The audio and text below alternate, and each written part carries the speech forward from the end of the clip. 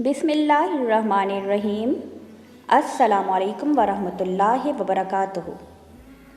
मुजर्रिब आसान वज़ाइफ के नाज़रीन, उम्मीद है आप सब लोग खैरियत से होंगे और अल्लाह से दुआ है कि आप सबको अपने हिफ्ज़ो अमान में रखे और आप सबकी जायज़ और शरई हाजात को पूरा करे, आमीन।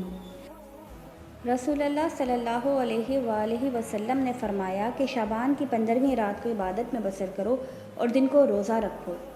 यकीनन इस शब फजर तक खुदा की जानिब से ये आवाज़ आती है कि कोई इस्तग़फ़ार करने वाला है कि अपने गुनाहों की बख्शिश तलब करे ताकि मैं उसके गुनाहों को बख्श दूँ। कोई है जो रिज़्क़ रोज़ी तलब करे और मैं इसकी रोज़ी कशादा कर दूँ। बेशक शब बरात की रात मुक़द्दर के फ़ैसलों की रात है।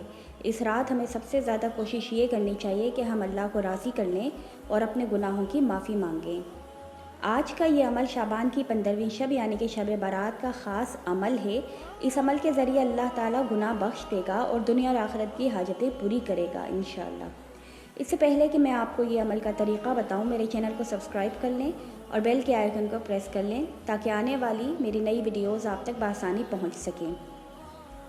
जो शख्स इस शब में 100 मरतबा सुबहान अल्लाह, 100 मरतबा अल्हम्दुलिल्लाह, 100 मरतबा अल्लाहु अकबर और 100 मरतबा ला इलाहा इल्लल्लाह कहे तो खुदा उसके तमाम गुनाह बख्श देगा और वो दुनिया और आखिरत की उसकी तमाम हाजतें पूरी हो जाएंगी।